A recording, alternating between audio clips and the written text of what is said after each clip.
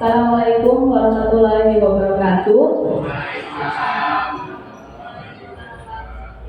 Puji syukur marilah kita panjatkan kehadirat Ilahi Lobit yang mana pada hari ini kita semua diberikan nikmat, yaitu nikmat sehat untuk bisa berkumpul di ruangan kelas 6 ini. Salawat serta salam semoga selalu tercurah kepada Nabi Muhammad SAW. Sebelumnya, saya mengucapkan banyak terima kasih kepada Bapak Ibu yang sudah bisa meluangkan waktu untuk bisa mengikuti kegiatan saya hari ini. Saya berdiri di sini bukan karena saya bisa dan juga bukan karena saya pintar, tetapi saya di sini berdiri untuk memenuhi salah satu tugas yang merupakan salah satu rangkaian dari pendidikan guru tugas yang sedang saya jalani saat ini. Tugas ini yaitu di modul 1.4, yaitu tentang menyebarkan pemahaman dan penerapan pengalaman budaya positif di sekolah yang sedang saya ajar sekarang.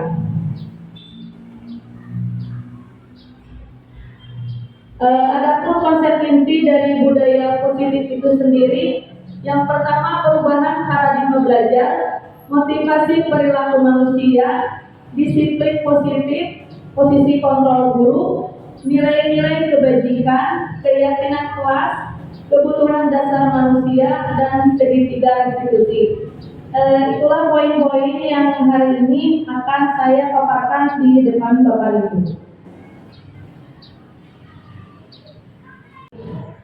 Nah, kira-kira apakah, jadi sebelum melanjutkan ke slide selanjutnya, saya di sini ada sebuah pertanyaan pemantik.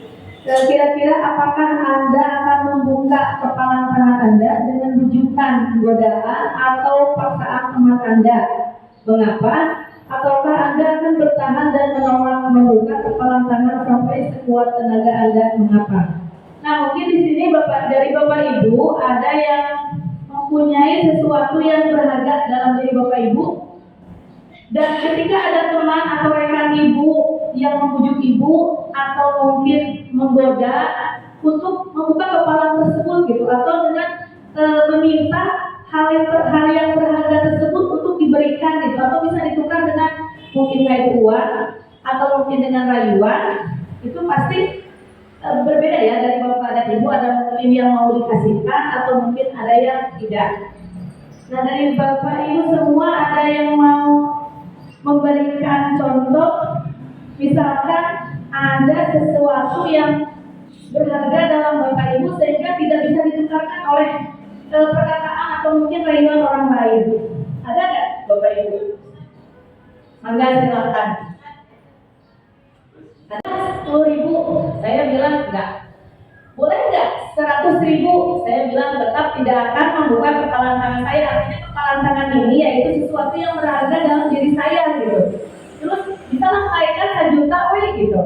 Tapi tetap saya genggam gitu. Akhirnya orang itu bertanya, apa itu yang paling berharga dalam hidup Burani gitu. Saya akan menjawab, anak dan suami yang paling berharga untuk saya. Jadi tidak akan saya buka, tidak akan saya jual kepada orang lain.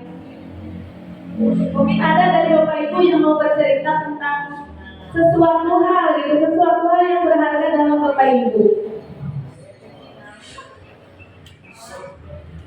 Atau mungkin juga hal itu bisa dibeli dengan uang, ada juga seperti itu. Nah, mungkin ada dari Bapak Ibu yang mau menyampaikannya gitu. Ada?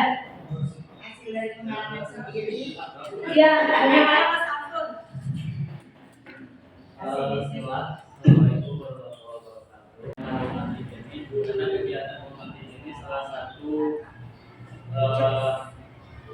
satu poin yang berbeda, terutama di dalam kurikulum yang sekarang berjalan. Jadi di kegiatan kurikulum 13 dan itu terutama di dalam pembuatan RPP itu tidak ada istilah yang namanya pemantik. Tetapi di kegiatan umar sekarang, terutama di kurikulum Merdeka itu ada yang namanya pemantik. Dalam itu pemantik itu merupakan suatu perangsang. Perangsang apa? Perangsang kepada siswa untuk mereka mengungkapkan sejauh mana minat bakat mereka di dalam belajar. Makanya adanya pertanyaan pemantik ini merupakan salah satu kegiatan yang harus terlaksana sebelum kita melaksanakan suatu pembelajaran.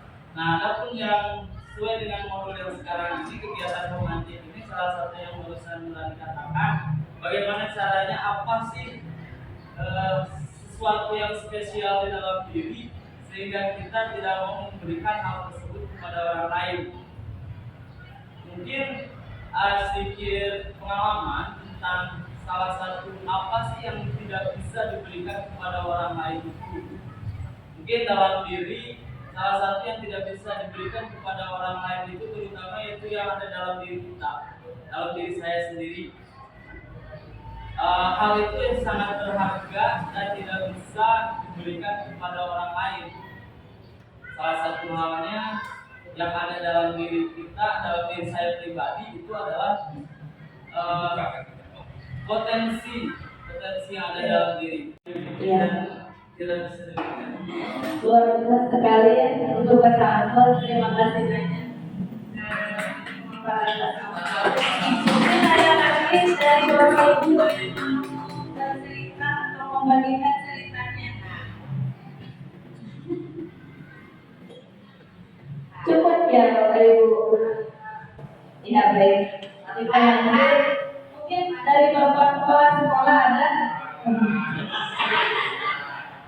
Baik, kalau begitu kita lanjut ke slide berikutnya. Oh iya, sebelumnya kesimpulannya kalau tentang pertanyaan pemantik itu, ketika seseorang yang memang tidak bisa membukakan genggaman tangannya karena sesuatu itu terlalu berharga untuk dirinya sendiri, itu merupakan memperlihatkan bahwa adanya kontrol dalam diri kita, sehingga sesuatu yang berharga itu tidak bisa dibuka, tidak bisa dikasihkan ke orang lain begitu saja. Begitu kesimpulan dari pertanyaan pemantik. Sekarang berlanjut ke slide berikutnya, yaitu pembelajaran dengan paradigma baru. Pembelajaran dengan paradigma baru merupakan pembelajaran yang dirancang berdasarkan prinsip pembelajaran berdiferensiasi, sehingga para peserta didik belajar sesuai kebutuhannya, berdasarkan tahap perkembangan sesuai teori psikologi modern untuk mewujudkan profil pelajar Pancasila. Mungkin Bapak Ibu pernah mendengar tentang pembelajaran berdiferensiasi. Apakah ada yang mau mengemukakan tentang pembelajaran berdiferensiasi itu seperti apa?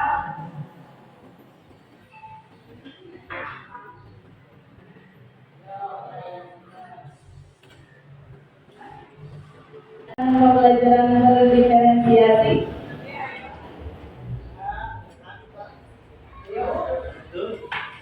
Diferensiasi ini merupakan salah satu pembelajaran yang kita itu lebih mengutamakan keaktifan siswa.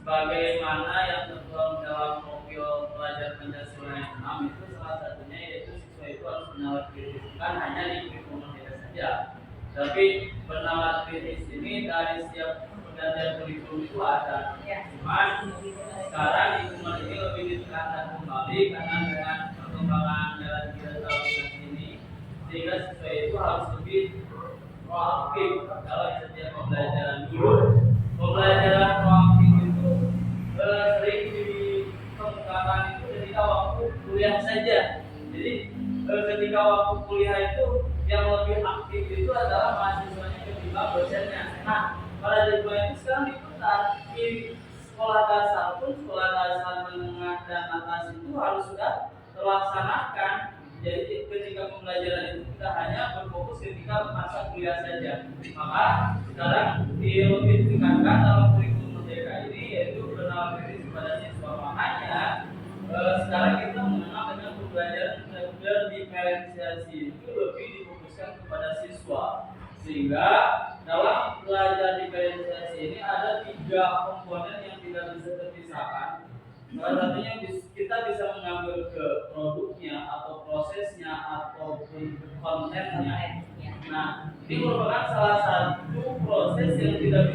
disahkan. Kita tidak bisa hanya sekarang kontennya saja, tetapi proses dan produk kita tidak digerakkan. Tapi semua ini harus berkesinambungan antara konten, proses dan produknya.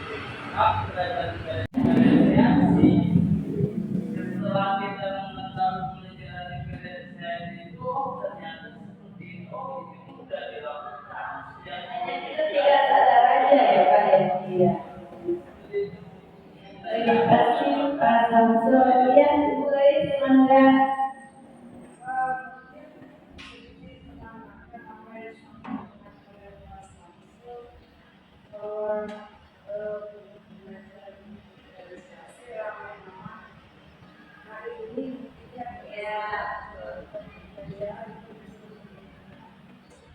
Pembelajaran diferensiasi adalah pembelajaran yang memberikan keleluasaan kepada peserta didik untuk meningkatkan potensi yang mereka miliki berdasarkan minat, kemampuan, dan juga bakat mereka masing-masing. Jadi pembelajaran diferensiasi sebenarnya pembelajarannya pada proses, bukan pada hasilnya saja atau produk, tetapi yang dilakukan adalah pada proses pembelajaran itu sendiri. Terima kasih banyak Bu Ais dan Pak Samsul. Ya, jadi pembelajaran diferensiasi itu yaitu pembelajaran yang memberikan keleluasan kepada siswa untuk mengembangkan potensi dirinya sesuai dengan kesiapan belajar, minat belajar, dan profil belajar siswa itu sendiri atau bakat siswa itu sendiri. Dan pembelajaran berdiferensiasi itu tentu apa yang dikatakan oleh Pak Samsul dan Ibu Ais tidak hanya terfokus pada produk saja, tetapi pada kontennya juga. Terima kasih kepada Bu Ais dan Mas Samsul. Kemudian kita lanjut ke slide berikutnya tentang miskonsepsi tentang teori kontrol. Pertama ilusi guru kontrol murid, yaitu mengubah paradigma stimulus respon untuk pendekatan teori kontrol. Stimulus respon itu sendiri merupakan pemahaman yang dampaknya itu memang tidak efektif ya, jadi tidak bisa dipakai untuk dalam jangka waktu yang panjang. Dan teori kontrol itu sendiri mengajarkan kepada kita bahwa kita itu harus berpikir dan memberikan pemahaman yang positif. Jadi dengan seperti ini akan memberikan dampak positif dalam jangka waktu yang panjang. Stimulus respon yang pertama, realitas atau kebutuhan kita sama. Teori kontrolnya, realitas atau kebutuhan kita berbeda. Yang kedua, semua orang melihat hal yang sama. Dalam teori kontrol, setiap orang memiliki gambaran yang berbeda. Kemudian kita mencoba mengubah orang agar berpandangan sama dengan kita. Di teori kontrol, kita berusaha memahami pandangan orang lain tentang dunia. Kemudian perilaku buruk dilihat sebagai suatu kesalahan. Di sini semua perilaku memiliki tujuan. Kemudian orang lain bisa mengontrol saya. Di teori kontrol hanya Anda yang bisa mengontrol diri Anda. Kemudian saya bisa mengontrol orang lain. Di teori kontrol Anda Anda tidak bisa mengotor orang lain. Kemudian dilanjutkan perasaan Anda pada saat bujukan yang gagal. Di sini kolaborasi dan konsensus menciptakan pilihan-pilihan baru. Kemudian yang terakhir model berpikir menang atau kalah. Di sini model berpikir menang. Slide berikutnya. Itu sudah tidak asing lagi yang bagi kita, apalagi kita sebagai remaja, disiplin. Ketika mendengar kata disiplin, mungkin bagi bapak ibu ada yang terlintas disiplin itu apa sih?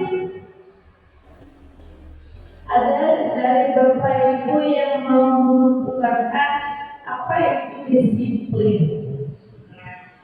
Ya, Anda wajib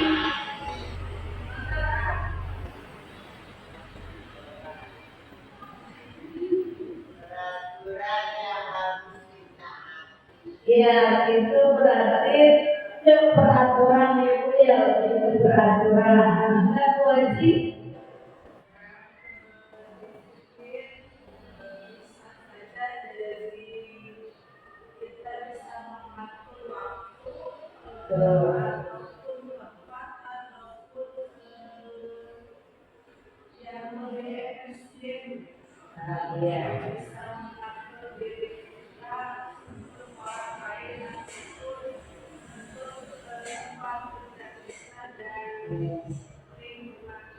ya. Jadi disiplin erat kaitannya dengan waktu, kemudian tetap menjalani tadi dengan peraturan, ya, erat dengan peraturan dan waktu. Mungkin ada lagi ya dari bapak ibu yang mau memberikan masukannya. Disiplin. Disiplin adalah taat Ya, Pak. terhadap aturan yang dibuat, baik sebagai tanggung jawabnya. Ya. Disiplin menurut kata bapak kepala sekolah itu adalah taat kepada peraturan, ya Pak. Ya, terima kasih Bapak. Dan di sini disiplin berasal dari kata disiplina yang artinya belajar. Disiplin mengacu pada disiplin diri yang memiliki tanggung jawab terhadap apa yang dilakukannya berdasarkan nilai-nilai yang diyakini. Disiplin positif merupakan salah satu cara penerapan disiplin yang bertujuan untuk menumbuhkan kesadaran serta memberdayakan peserta didik tanpa imbalan, penghargaan, atau reward, ancaman atau hukuman. Kemudian sebagai pendidik, tujuan kita dalam menciptakan peserta didik yang memiliki disiplin diri sehingga mereka berperilaku mengacu kepada nilai-nilai kebajikan universal dan memiliki motivasi intrinsik dalam perubahan perilaku ke arah yang lebih baik. Mungkin itu sedikit pengertian tentang disiplin positif.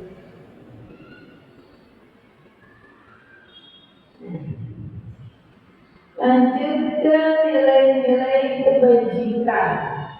Nilai yang disepakati bersama. Nilai-nilai kebajikan itu nilai-nilai yang disepakati bersama lepas bangsa, agama, bahasa maupun latar belakangnya.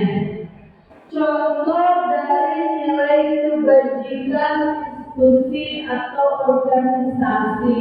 Di sini saya tulis profil pelajar Pancasila, beriman dan bertakwa kepada Tuhan Yang Maha Esa dan berakhlak mulia, berkebinekaan global, gotong royong, mandiri, kreatif dan bernalar kritis. Kemudian yang keduanya Ibu Primaria Program atau PPP. Di dalamnya ada toleransi, rasa hormat, integrasi, mandiri, menghargai, antusias, empati, keingintahuan, kreativitas, kerjasama, percaya diri, dan komitmen. Kemudian yang terakhir, keterampilan hidup atau life skill.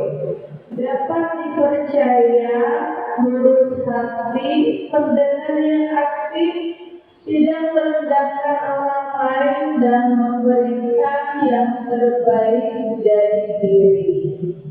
Mungkin itu sekilas tentang nilai-nilai kebajikan.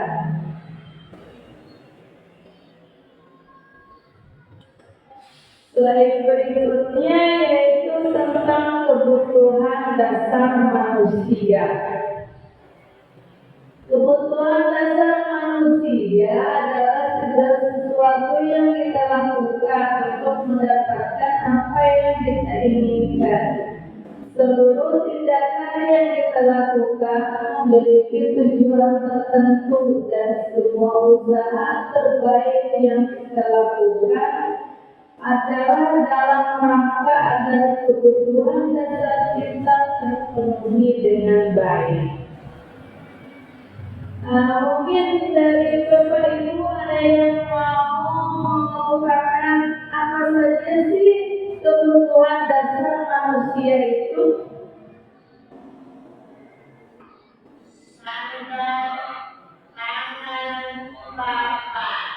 Bagus, terima kasih Bu. Ada lagi?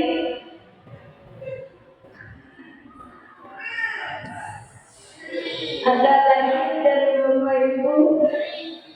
Kebutuhan dasar manusia, berarti itu tentang kebutuhan kita ya pastinya.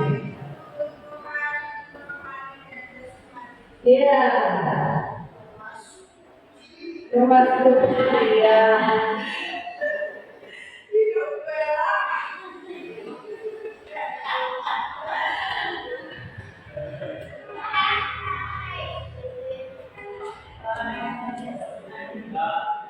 Ya, di sini ada 5 kebutuhan dasar manusia. Tadi yang sudah Ibu katakan sangat melengkapi ya, berarti itu masuk ke bertahan untuk hidup. Di antaranya makanan, pakaian, tempat tinggal, keamanan, dan kesehatan. Kemudian yang kedua, kasih sayang dan rasa cinta yang diterima, terutama ini di keluarga ya. Rasa diterima, diberikan, berbagi, kerjasama menjadi bagian dalam kelompok. Penguasaan itu dalamnya harga diri, keinginan untuk dianggap, memimpin, berprestasi, diakui dan didengar. Kemudian kebebasan. Nah, kita juga perlu bebas ya Bu.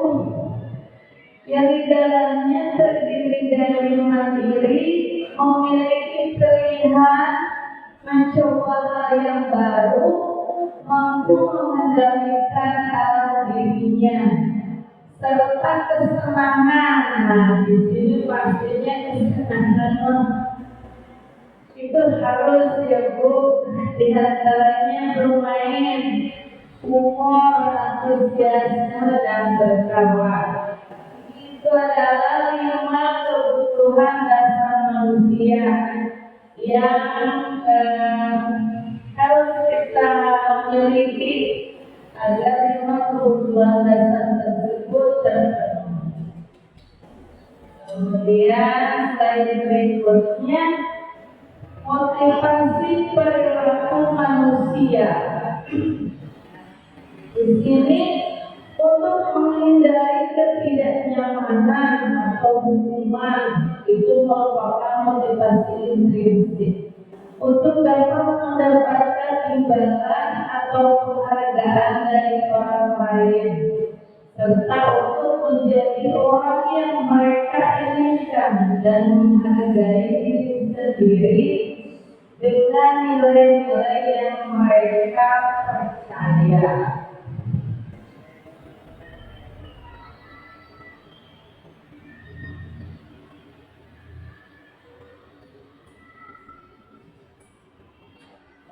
Bahasan selanjutnya itu tentang perbedaan hukuman, konsekuensi, restitusi.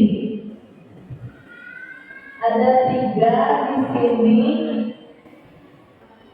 Seorang pengajar harus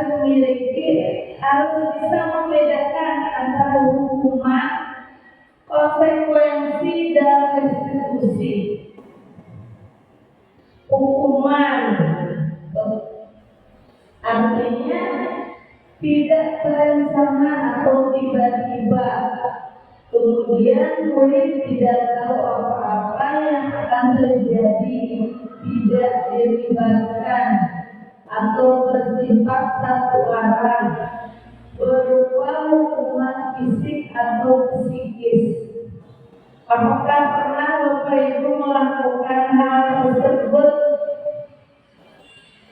Secara tiba-tiba kita menghukum anak, tetapi anak tersebut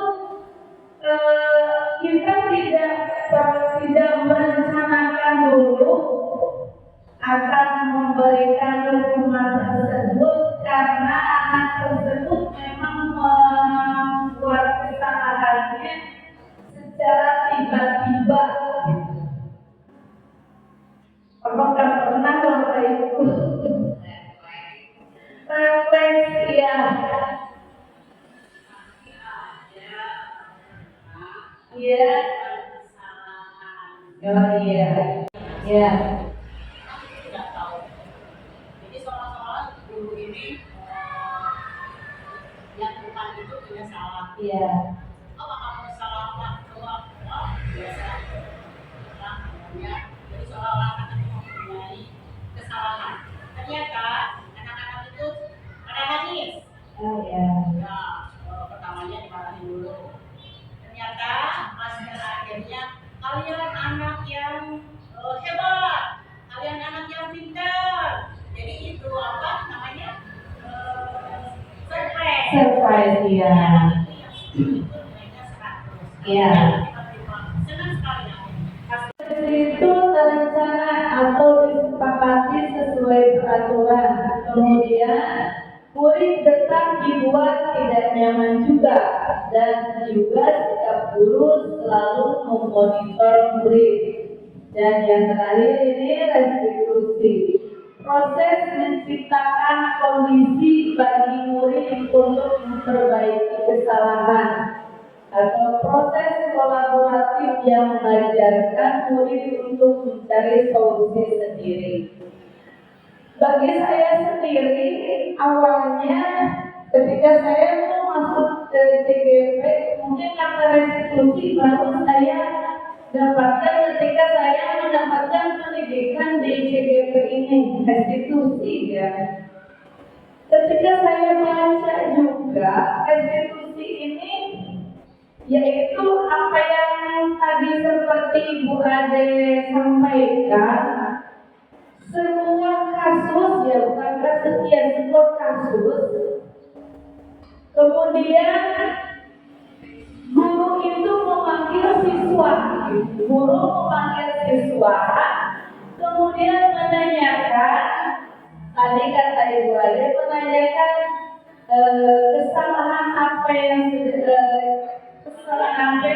diperbuat ya, kemudian alasannya kenapa, kemudian ditanya juga ketika kelas atau bapak dan ibu guru dengan siswa-siswanya sudah membuat tentang keyakinan kelas di kelas, ketika ada anak yang membuat kasus, kita tanya, ketika kamu salah, keyakinan kelas apa yang sudah kamu langgar? Nah, ketika anak sudah menjawab, oh iya Bu, misalkan kasusnya menyontek gitu ya. Ketika menyontek, Ibu menerima kabar dari teman kamu tentang menyontek atau mungkin tentang bermain di luar basket atau sepak bola, anak-anak sering sepak bola itu mendengar dari teman yang lain kalau kamu bertengkar berebut bola, apakah itu benar? Nah, ketika ditanya dari mulai tahu dari siapa, kemudian kesalahannya apa, keyakinan kelas apa yang sudah kamu langgar. Kemudian ketika anak itu sudah menjawab keyakinan kelas ini, yang saya langgar. Nah, apa yang akan kamu perbuat, apa yang kamu perbaiki, seperti itu. Ternyata kita sering melakukan hal tersebut. Namun ketika mendengar kata restitusi, bagi saya sendiri itu asing. Ternyata ketika saya pelajari restitusi itu sering kita lakukan di kelas. Bahkan mungkin ketika setiap anak ada kesalahan, pasti kita akan panggil. Kemudian kita tanya, kemudian kita cari solusinya seperti apa sampai permasalahan tersebut selesai gitu. Itulah restitusi gitu ya. Nah, ya. Juga membuat merasa bersalah dan teman. Jadi kadang ketika kita sebagai guru itu ada saatnya kita sebagai pengukur, kemudian memantau, manajer, pembuat merasa bersalah, karena juga kita sebagai teman banyak ketika istirahat ya, apalagi anak perempuan mau curhat, posisi di situ kita kan sebagai teman ya, mendengarkan dari seorang siswa itu bercerita kepada kita. Itulah kita seharusnya 5 posisi kontrol guru di sini. Nah, di sini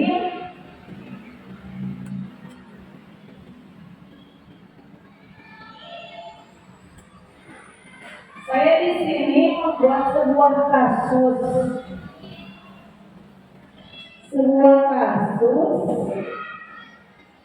siswa tidak memakai atribut lengkap saat upacara bendera. Kenapa saya mengangkat kasus ini?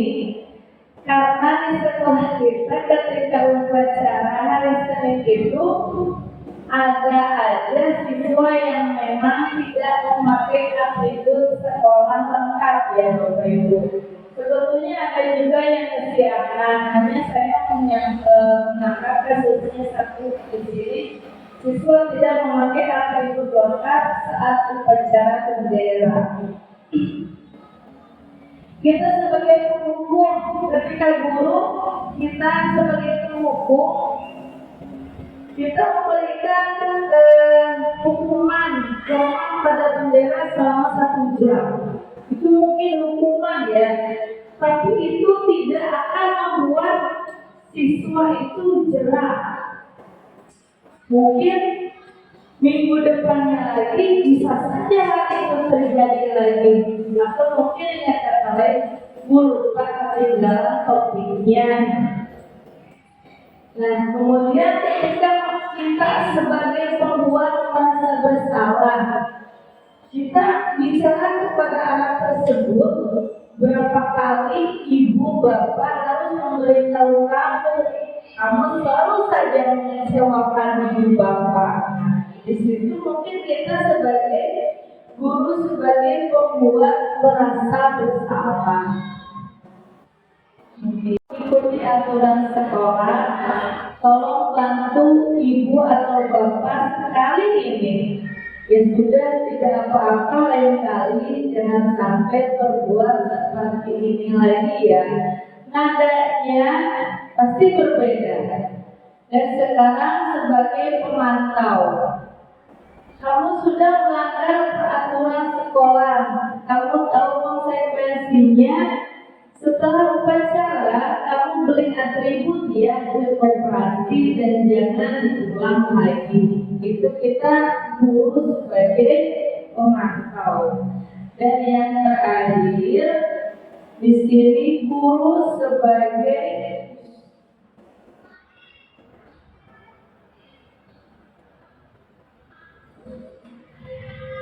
kesalahanmu, dan kira-kira bagaimana kamu memperbaiki kesalahanmu. Jadi ketika 5 posisi kontrol guru itu, kita memang harus bisa membedakan antara nadanya ketika kita sebagai teman, ketika kita sebagai penghukum, dan juga ketika kita sebagai manajer. Berikutnya, dan sesuai dengan kondisi kelas dan sekolah sehingga sudah diterapkan, dan semua warga sekolah atau warga kelas dilibatkan saat membuat keyakinan kelas. Ada pertanyaan sedikit untuk Bapak Ibu, mengapa keyakinan kelas, mengapa bukan peraturan kelas? Mungkin dari Bapak Ibu ada yang mau menyampaikan pendapatnya, mengapa keyakinan kelas, mengapa bukan peraturan kelas?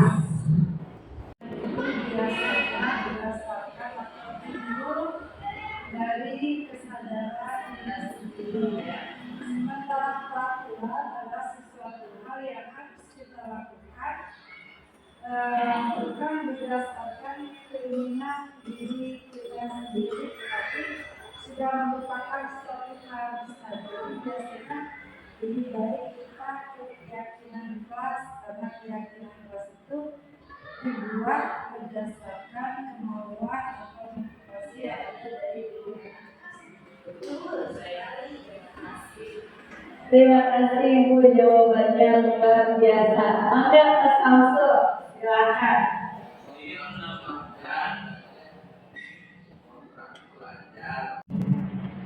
Kita harus mengetahui terlebih dahulu apa itu perbedaan antara peraturan dengan keyakinan. Iya. Antara peraturan dengan keyakinan itu ada perbedaannya, jauh bedanya. Kalau peraturan itu kan kita yang membuat, siswa yang harus mengikuti atau yang harus melaksanakan dari aturan yang dibuat. Itu peraturan. Jadi kalau keyakinan itu segala sesuatu yang dibuat secara bersama. Jadi antara peraturan dan keyakinan itu dalam segi pelaksanaan pun akan berbeda. Kalau peraturan jadi anak mau tidak mau harus menjalankan, tetapi kalau keyakinan ketika mereka menjalankan nyaman, yuk kita mau buatlah kita keyakinan. Apa contohnya? Anak-anak kan pasti ya memilih, tidak buang sampah sembarangan, hanya di kelas, apalagi yang lain itu usulan-usulan dari anak itu kita kumpulkan, sudah dikumpulkan, nanti berapa yang harus kita dikelas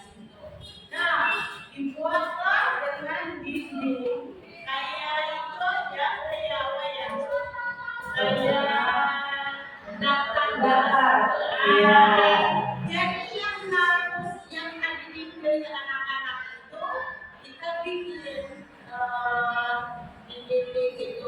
Jadi anak-anak pas begitu mau melakukan, oh iya udah kesepakatan itu tidak jadi. Ya, seperti itu. Terima kasih. Iya. Contohnya, mari kita berdoa bersama-sama menurut keyakinannya masing-masing. Tuh. Itu kalau pelan-pelan tadi udah dikatakan. Ya. Baik, terima kasih Ibu. Terima kasih atas penyampaian pendapatnya dari Bapak Ibu semua. Jelas berbeda ya, peraturan kelas itu dibuat oleh guru dan sifatnya berupa memaksa untuk siswa.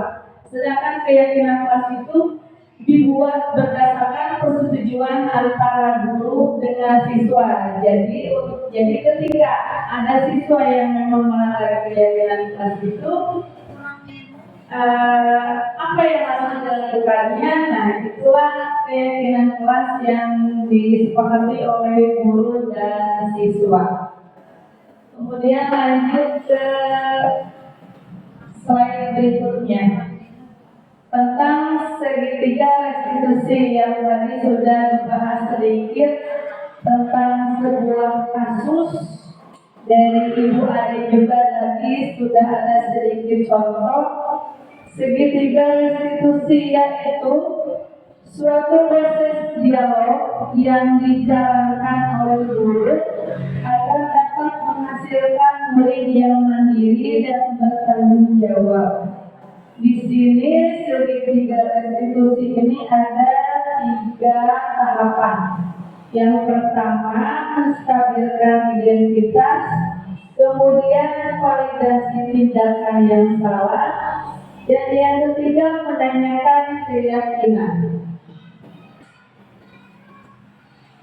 Tentang yang pertama itu menstabilkan identitas ya. Jadi menstabilkan identitas itu bertanya kepada siswa yang mendapatkan siswa yang mengalami kasus tersebut, bertanya.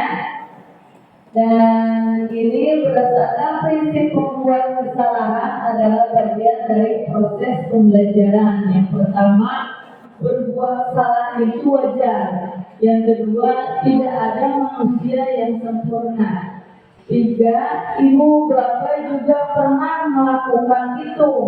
4, ibu bapak tidak mau mencari siapa yang salah, tapi ibu bapak ingin mencari solusi dari permasalahan ini. Yang kelima, kamu pernah merasa begitu. Nah, itu pertanyaan-pertanyaan yang bisa diberikan kepada siswa yang mengalami kasus dan kita panggil, dan inilah pertanyaan yang termasuk ke dalam menstabilkan identitas. Dan kemudian tahap segitiga restitusi yang kedua yaitu validasi tindakan yang salah. Berdasarkan prinsip setiap perilaku berupaya memenuhi suatu kebutuhan tertentu. Yang pertama, indikatornya kamu pasti punya alasan mengapa melakukan hal itu. Yang kedua, padahal kamu bisa melakukan hal yang lebih buruk dari ini ya. Ketiga, kamu patut bangga karena telah melindungi sesuatu yang penting buatmu. Yang keempat, kamu melakukannya karena mempertahankan sesuatu yang penting bagimu. Nah, itu adalah indikator-indikator tentang validasi tindakan yang salah dalam sebuah kasus.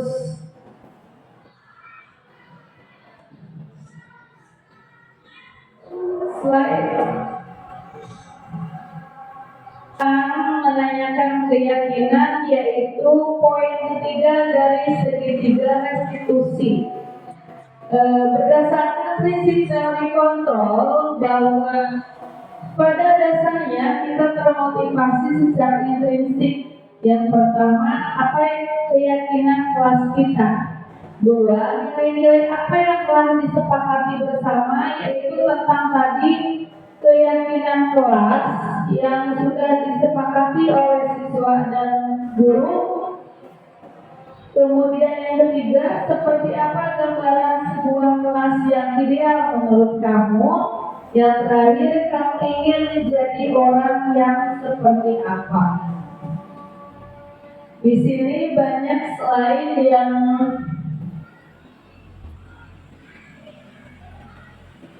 berupa sebuah pertanyaan kepada siswa,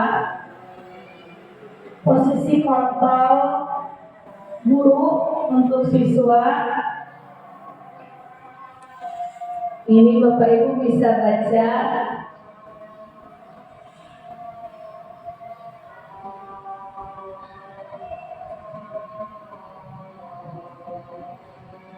Yang pertama, ketika kita sebagai guru, posisi kontrol yang sering, bukan yang sering ya, yang harus dilakukan kepada siswa ketika siswa membuat salah. Ibu kecewa sekali dengan kamu. Kalau misalkan siswa tersebut memang sering membuat kasus, sehingga kita bisa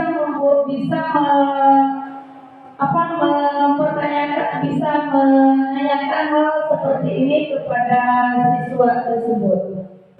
Mungkin Bapak Ibu segitiga institusi sekarang tidak asing lagi ya bagi kita. Kita sering melakukannya di kelas. Hanya saja mungkin kita tidak paham kalau itu sudah termasuk segitiga institusi. Dan karena saya juga begitu membaca segitiga institusi, awalnya saya asing ya, bagi saya merasa asing bahasanya. Ketika dipelajari ternyata pengertiannya itu sering kita lakukan di kelas, apalagi ketika memanggil siswa yang memang ada kasus kita panggil ke kelas, kita selesaikan, cari solusi permasalahannya sehingga terselesaikan kasus tersebut. Mungkin dari Bapak Ibu ada yang mau menyampaikan cerita sebelum saya tutup acara kegiatan ini.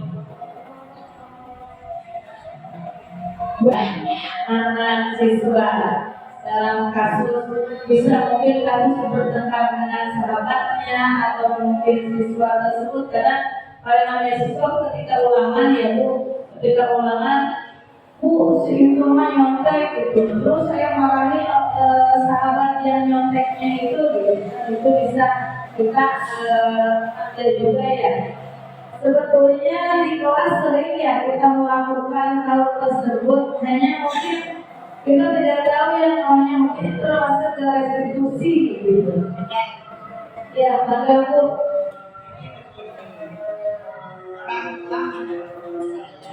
Ya. Kelas 2 kan saya belum paham. Iya. Waktu kelas 1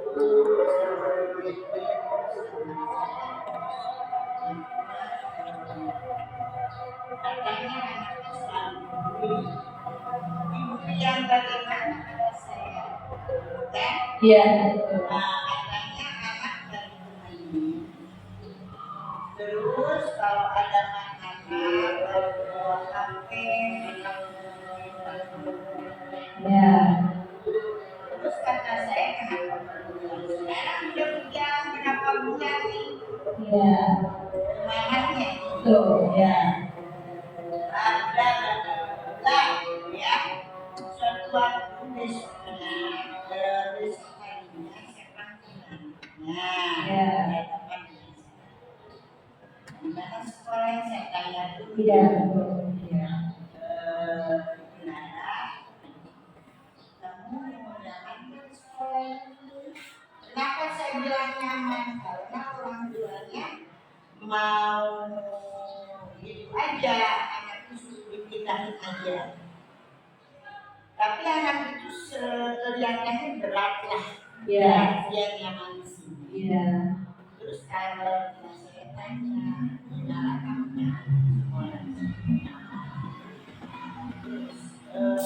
saya nggak sangkut pautkan dengan itu dari orang tua Iya. anaknya. Iya. Cuman aksi saya aja. Iya. Terus sudah gitu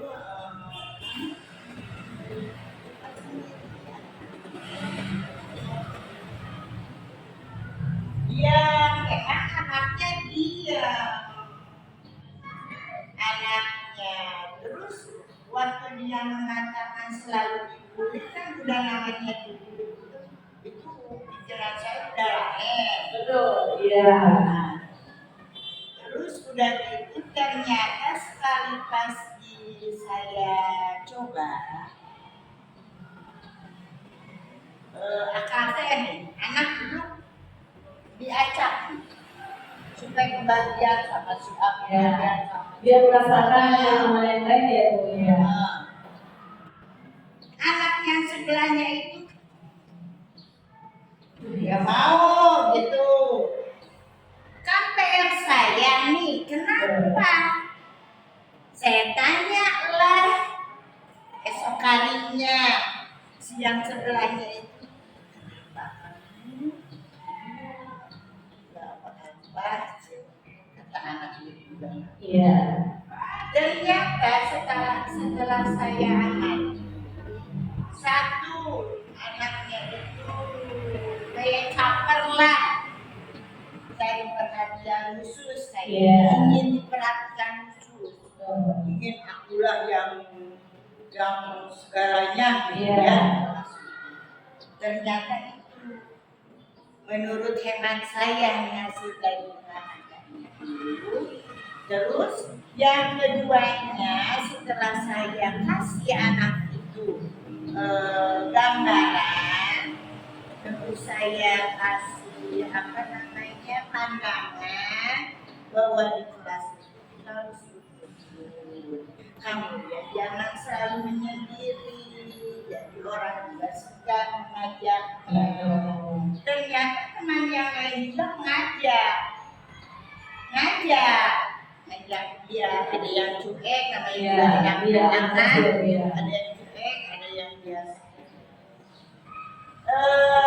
Setelah beberapa hari kemudian saya tanya, dulu saya secara klasikal bahwa sama matematika satu kualitas saya dengan Pancasila kan? Iya.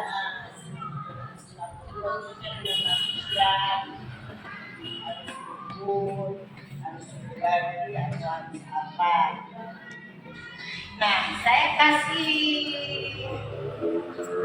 apa sih namanya ilmu juga gitu ya. Iya. Alhamdulillah dia berbaur sekarang.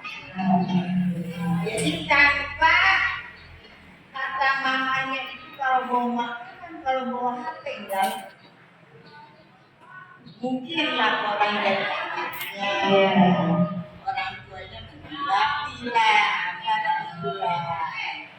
jadi kita sebagai pendidik juga harus menyaring dulu, menyaring ini dari orang tua begini, kenyataan anak begini, dan kita yang menentukannya juga ya, nah mungkin itu. Ya menampung, menyaring, menampung, biar menampung. Dan kalau menampung, mungkin itu salah satu pengalaman saya. Terima kasih Ibu. Nah, dari kasus Ibu Neneng tersebut, berarti Ibu Neneng itu memposisikan guru sebagai posisi kontrol yang mana ya? Manajer. Nah, ya betul, sebagai manajer, kemudian juga pembuat merasa bersalah ya, tentunya membuat merasa bersalah karena ada yang terlibat orang tua juga dan mengakui itu memang kesalahannya juga. Terima kasih ya Ibu. Sama-sama. Mungkin ada lagi dari Bapak Ibu yang mau menceritakan kasusnya? Ya, baik. Terima kasih. Tentang keyakinan yang dibuat di kelas ya. Kita sudah dibuat ya keyakinan untuk di kelas supaya nyaman, itu kesepakatan dengan siswa. Ternyata ada salah satu anak yang melanggar. Contoh di situ dalam keyakinan tidak boleh membuang sampah di kolong meja. Ternyata ada anak yang membuang sampah di kolong meja. Nah di situ sebagai guru tidak boleh langsung kamu dihukum, kamu harus membersihkan, kamu tidak boleh. Nah, sebagai guru itu melemparkan. Nah, lagi ya, anak-anak kalian kan sudah kita kesepakatan membuat keyakinan bahwa di kolong meja itu tidak membuang sampah. Ayo sekarang kamu mau apa? Kamu dilanggar, ayo. Bagaimana? Dia berpikir dia juga merasa salah juga buang sampah. Ternyata melemparkan kesalahannya itu dia, saya janji mau membersihkannya. Jadi bukan disuruh oleh guru. Ternyata dia Kesadaran sendiri. ternyata dia dibersihkan. Jadi otomatis guru itu senang. Jadi dalam keyakinan itu kita ada kerjasama siswa. Ada kesepakatan ya Bu ya. Iya. Dari kasus Ibu Ali sendiri itu berarti Bu Andre memposisikan guru sebagai Apa ya? pemantau ya tentunya. Iya betul, sebagai pemantau. Ada lagi yang mau bercerita? Baik, sebelum saya mau minta dulu masukan dari Bapak Kepala Sekolah saya. Tentunya dalam hal yang sudah saya sampaikan, mohon kesediaannya Bapak untuk memberikan masukan bagi saya.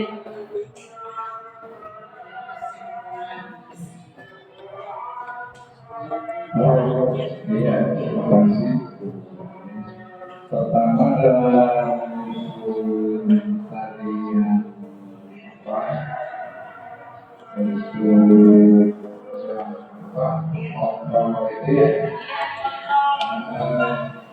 posisi guru sebagai pemuda nanti dicantumkan ketika ada anak yang tidak memakai atribut acara, hukumannya adalah membawa bendera 1 jam. Dari kegiatan hukuman yang diterima anak saja anak bisa minggu depan seperti itu karena berbagai hal umpama tidak punya. Oleh karenanya hukumannya kalau bisa itu diarahkan kepada hukuman disiplin agar anak nanti satu saat bisa melakukannya contohnya dengan melakukan latihan PBB ada kiri kanan balik kiri balik kanan sehingga ketika nanti melakukannya ya kita suruh lagi tapi anak ada hal yang diperoleh dari hukuman tersebut beda lagi dengan menghukum dengan cara normal.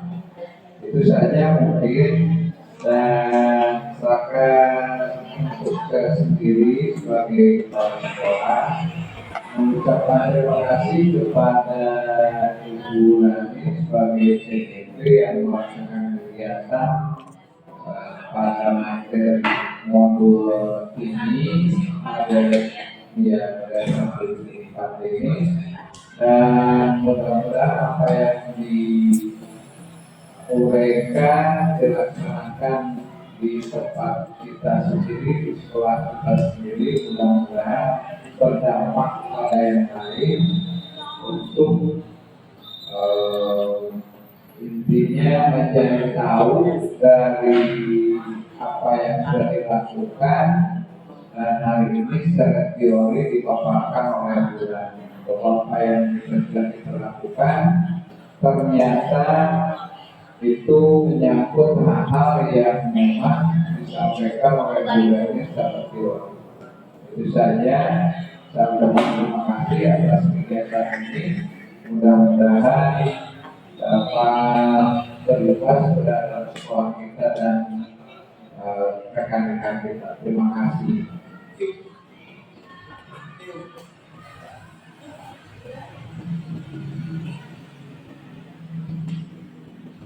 Terima kasih banyak Bapak Kepala Sekolah yang sudah memberikan masukan untuk saya. Bapak Ibu Guru yang saya hormati, terima kasih atas waktu yang sudah Bapak Ibu berikan untuk membersamai saya dalam kegiatan hari ini.